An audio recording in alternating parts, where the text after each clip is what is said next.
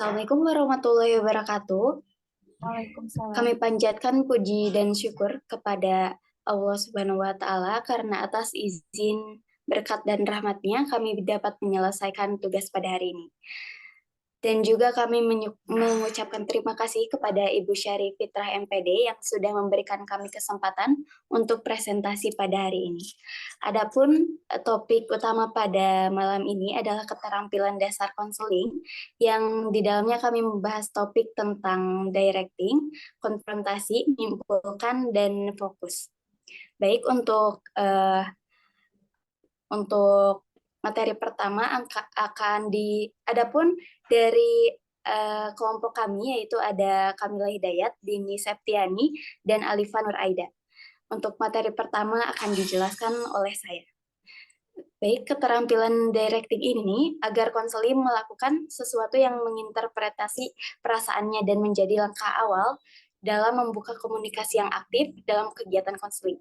Nah, tujuan directing ini untuk apa sih? Yaitu untuk pemahaman diri dan penyelesaian masalah dari si konseling ini sendiri. Nah, directing ini dapat dilakukan dengan cara bermain peran. Contoh, misal ada seorang konseling yang datang untuk melakukan konseling, dia itu misalkan si konseling ini kesal terhadap kakaknya karena kakaknya itu suka marah-marah tanpa sebab kepada konseling ini. Nah, kita sebagai konselor dapat menanyakan bagaimana sih cara kakaknya marah kepada saat marah kepada si konselingnya ini dalam membangun directing yang efektif dapat dilakukan dengan beberapa cara oleh konselor. Di antaranya yang pertama ini ada memahami kebutuhan konseling.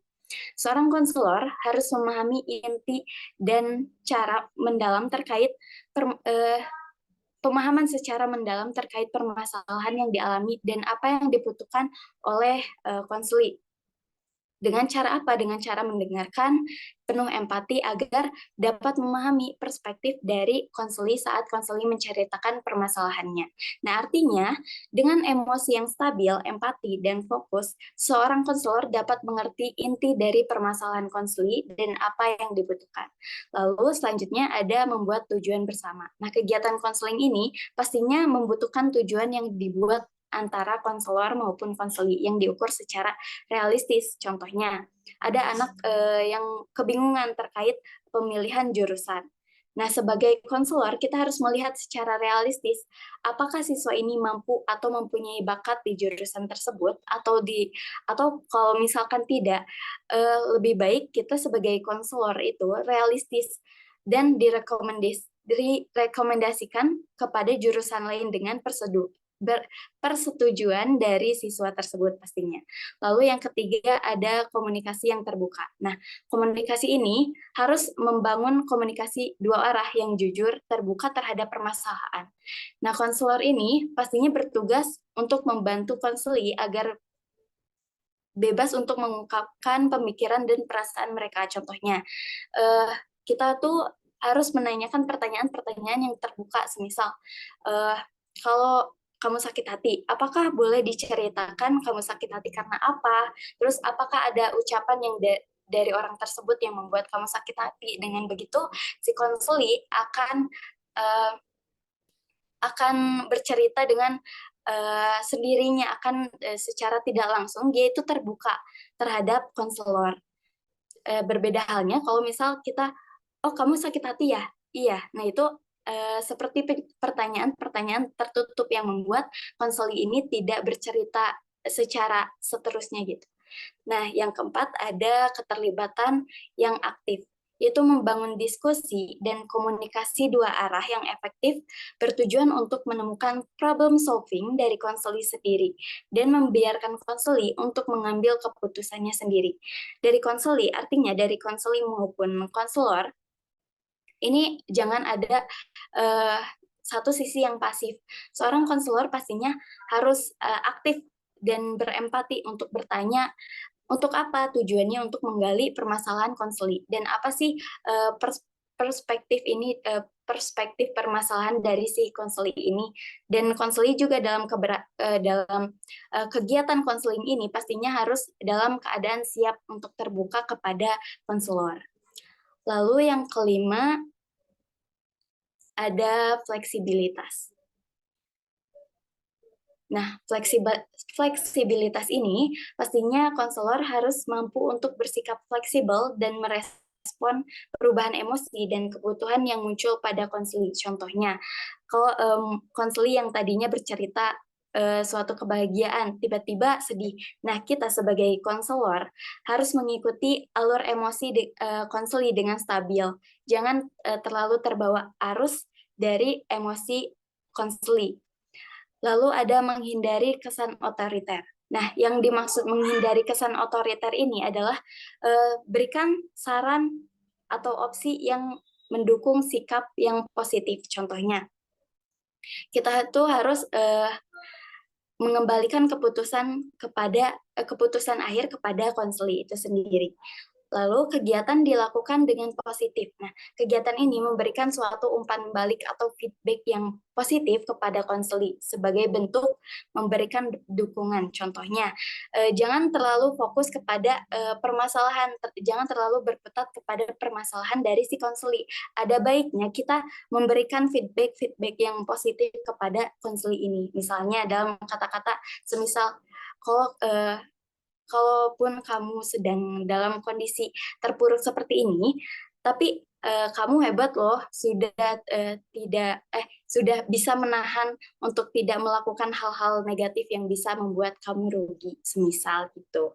Nah, lalu revisi dan evaluasi. Nah, revisi dan evaluasi ini pastinya dibutuhkan banget dalam kegiatan konseling ini. Gunanya untuk apa? Yaitu untuk kegiatan konseling yang secara berkala.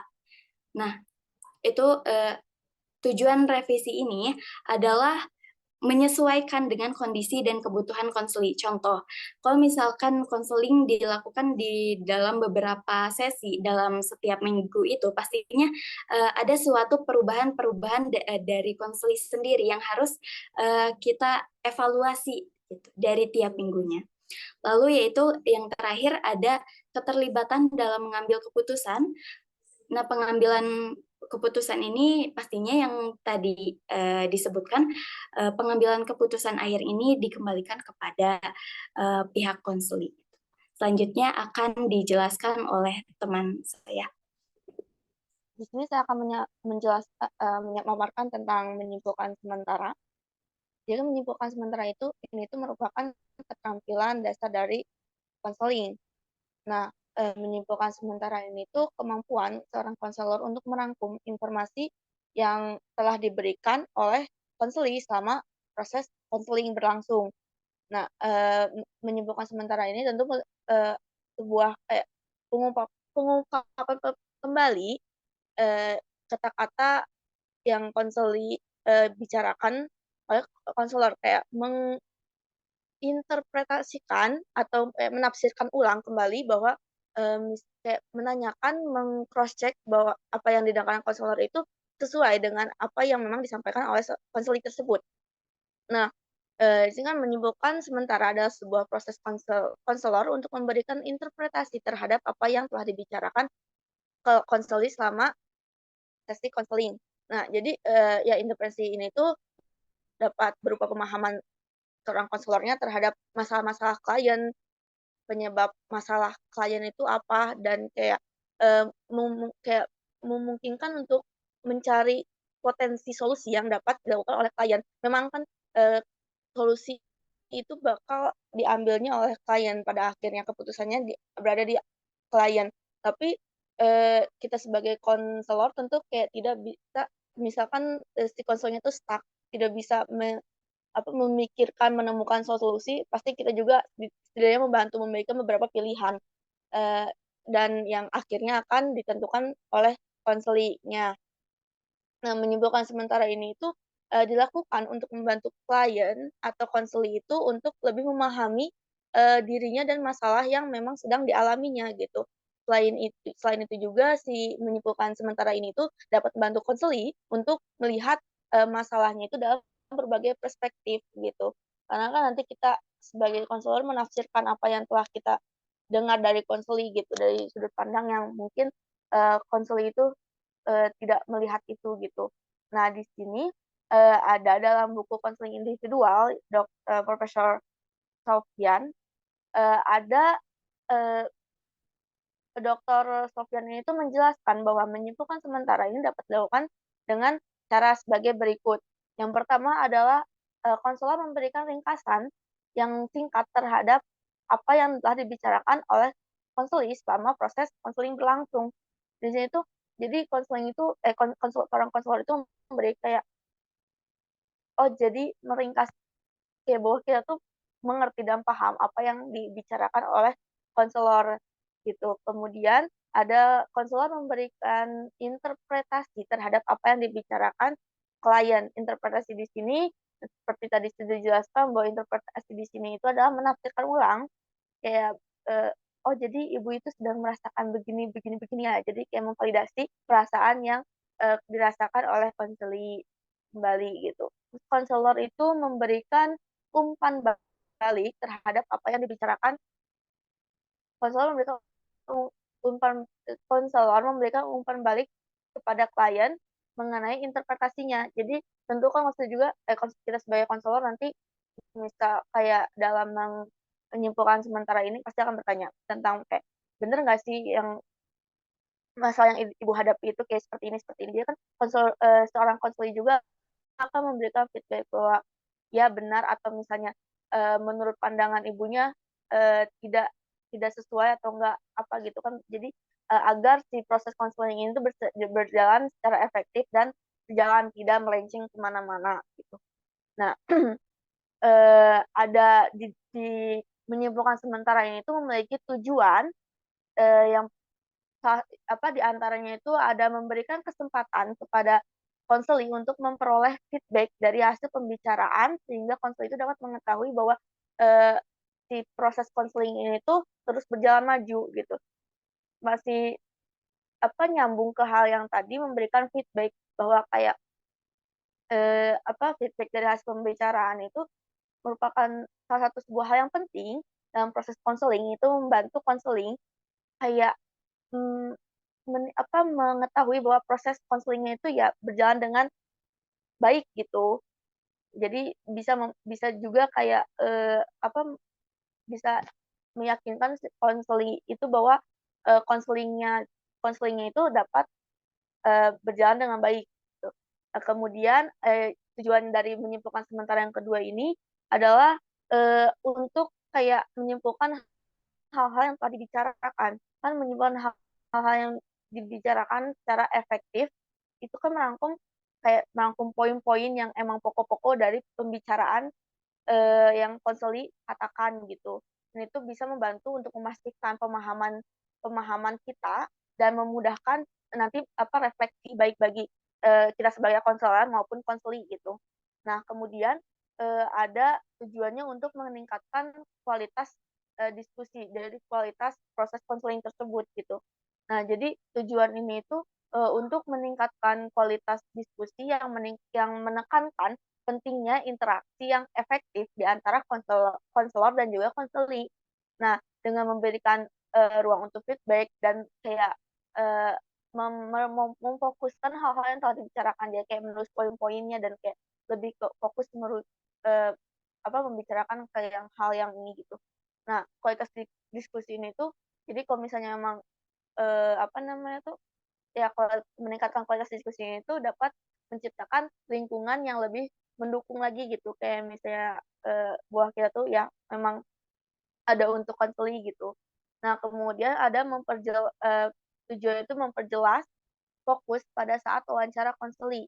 Nah memperjelas fokus pada wawancara konseli ini tuh bisa membantu agar saat proses konseli ini tuh tetap terarah dan produktif.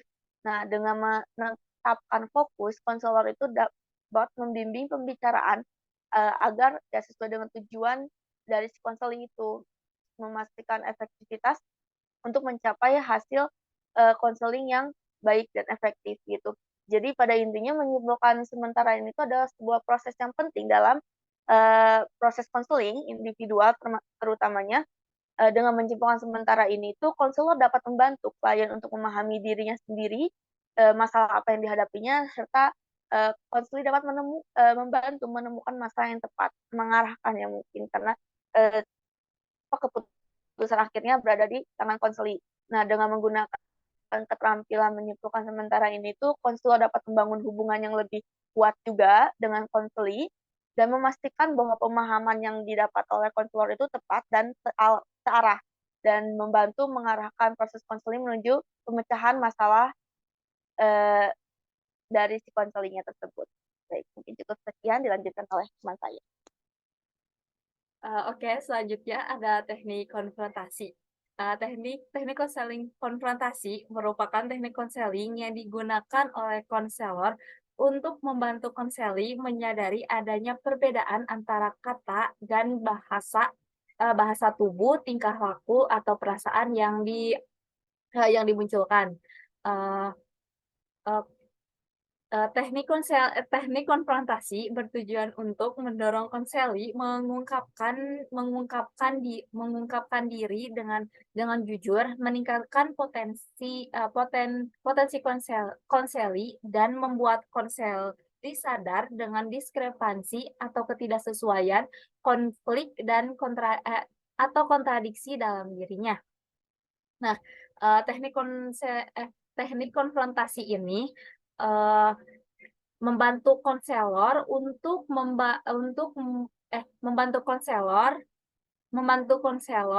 membantu konseli menyadari adanya ketidaksamaan antara kata yang diucapkan dengan bahasa tubuh yang ditampilkan oleh konseli. Jadi, misalnya konselor bisa menanyakan kepada konseli seperti bagaimana kabar kamu. Nah, konseli itu menjawab bahwa dia baik-baik saja, tetapi dengan raut wajah yang sedih atau murung. Lalu konselor itu menanyakan kembali seperti ini. Kamu bilang kamu baik-baik saja, tetapi yang saya lihat kamu dari raut wajah kamu sedang sedih atau murung. Nah, itu. Terus selanjutnya ada langkah-langkah yang konselor lakukan untuk menerapkan teknik konfrontasi, di antaranya yang pertama ada mendengarkan konseli secara aktif untuk mengidentifikasi diskrepansi atau ketidaksesuaian. Nah, jadi konselor itu bisa mendengarkan secara aktif cerita dari konseli itu dan konselor juga dapat mengidentifikasi ketidaksesuaian dalam diri konseli. Terus yang kedua, konselor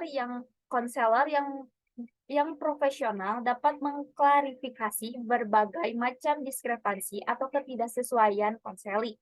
Jadi, misalnya konselor itu dapat mengklarifikasi diskrepansi atau ketidaksesuaian yang terjadi dalam konseli. Jadi, misalnya konselor itu dapat mengklarifikasi perbedaan antara kata yang diucapkan konseli dengan gestur tubuh konseli tersebut. Lalu yang ketiga, menunjuk konselor yang profesional untuk mengkonfrontasi konseli secara empati dengan cara yang dapat diterima oleh konseli. Nah, konselor ini dalam memberikan konfrontasi kepada konseli harus menggunakan empati yang tepat sehingga tidak menyakiti hati konselinya pada saat penyampaian konfrontasi tersebut.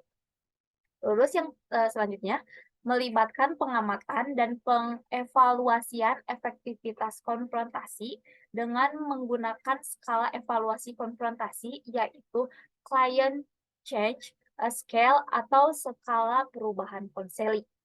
Nah, setelah mengkonfrontasi konseli, lalu memberikan bantuan, konselor dapat mengamati dan mengevaluasi apakah teknik konfrontasi tersebut efektif pada konseli tersebut dengan cara mengamati atau mengevaluasi perubahan yang terjadi pada konseli. Oke, selanjutnya ada teknik fokus. Fokus dalam teknik konseling bertujuan untuk memusatkan kembali perhatian konseli pada pokok pembicaraan. Nah, dalam teknik fokus ini dibagi menjadi empat fokus, yaitu fokus pada diri konseli, fokus pada orang lain, fokus pada topik, dan yang terakhir ada fokus mengenai budaya. Yang pertama ada fokus pada diri konseli. Teknik ini berfokus pada pemahaman dan pengelolaan masalah yang berkaitan dengan diri konseli itu, seperti perasaan, pikiran, dan perilaku. Contohnya, konselor dapat menanyakan kepada konseli sepertinya kamu sedang sedih karena situasi ini. Nah, dengan menanyakan tersebut, konselor dapat mengetahui perasaan yang dirasakan oleh konseli sehingga fokus yang diambil tersebut merupakan fokus pada diri konseli tersebut. Terus yang kedua, ada fokus pada orang lain. Teknik ini bertujuan untuk membantu konseli memahami dan mengatasi masalah yang berkaitan dengan orang lain. Jadi misalnya tuh kayak konselinya tuh sedang ada masalah dengan seseorang, sebut aja si orang itu A. Nah, si konseli itu menceritakan tentang si A, kalau si A itu gini. Nah, terus si konselor itu menanyakan lagi kepada konseli, kayak coba deh kamu jelaskan lebih rinci gimana sih si A itu. Nah, itu merupakan fokus pada orang lain. Terus yang ketiga ada fokus pada topik. Nah, jadi fokus pada topik bertujuan untuk membantu konseli tetap fokus pada masalah yang dibahas dan menghindari pembicaraan yang tidak relevan. Nah, jadi contohnya tuh misalnya pada sesi konseling, topik pembicaraannya itu tentang kebahagiaan konseli mendapatkan kejutan dari seseorang. Nah, konseli itu bercerita tentang kebahagiaan dia mendapatkan kejutan tersebut, tetapi konseli itu malah menceritakan hal yang lain yang tidak ada hubungannya dengan topik pembahasan. Nah, untuk mengembalikan fokus pada topik pembahasan, maka konselor dapat menanyakan kepada konseli seperti bisakah kita kembali kepada topik pembahasan yang kita bahas tentang kebahagiaan kamu, bagaimana mendapatkan kejutan tersebut. Nah, dengan demikian si konseli itu dapat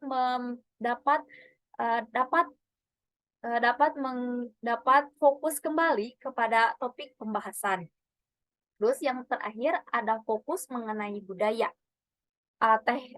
Teknik ini digunakan untuk membantu konseli memahami dan mengatasi masalah yang berkaitan dengan budaya. Misalnya penerimaan perbedaan budaya. Nah, si konseli ini misalnya memiliki kasus bahwa dia tidak dapat menerima atau masih bingung dengan perbedaan budaya yang ada di lingkungan sekitarnya. Nah, konselor dapat membantu konseli fokus kembali kepada fokus kembali mengenai budaya yang dibahas. Jadi misalnya tuh, si konselor dapat menanyakan, bagaimana kamu dapat menghargai perbedaan budaya tersebut yang ada di lingkungan di sekitar kamu. Nah, dengan demikian, konseli dapat menganalisis atau mengamati perbedaan budaya serta serta bagaimana cara dia menghargai perbedaan budaya tersebut. Oke, sekian dari saya, dilanjutkan oleh teman saya. Nah, baik. Jadi dari eh, keterampilan dasar konseling 3 ini itu dapat diambil implikasi bahwa yang pertama yang dari mengarahkan, jadi seorang konselor itu seorang konselor dalam situasi tertentu harus dapat memberikan arahan kepada seorang konseli agar dapat mengambil sebuah keputusan yang tepat, terus menghormati keputusan konseli tersebut dan tidak memaksakan keputusan tersebut, serta memberikan dorongan kepada konseli. Itu kemudian implikasi dari menyimpulkan sementara atau summarizing, seorang konselor itu harus dapat memberikan gambaran kilas balik tentang layanan konseling yang dilakukan sehingga dapat membantu konseli untuk mengingat kembali pembicaraan pada layanan konseling yang telah dilakukan. Nah, kemudian konfrontasi, seorang konselor itu harus dapat membantu konseling menyadari adanya perbedaan antara kata yang diucapkan dengan bahasa tubuh yang ditampilkan, sehingga konseli dapat menyadari dan merubah perilakunya menjadi lebih terarah lagi. Kemudian yang terakhir ada teknik fokus, seorang konselor itu harus dapat membantu untuk mengidentifikasi tujuan dan merencanakan langkah-langkah yang tepat untuk mencapai tujuan dari konseling tersebut yang berfokus pada solusi dan kekuatan konseling sehingga dapat memberikan dampak yang positif bagi konseling tersebut.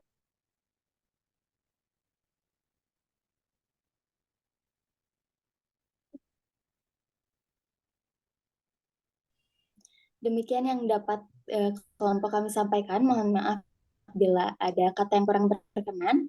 Adapun sesi diskusi kali ini kami akan dilanjutkan di Google Classroom. Terima kasih atas perhatiannya. Wassalamualaikum warahmatullahi wabarakatuh. Waalaikumsalam warahmatullahi wabarakatuh.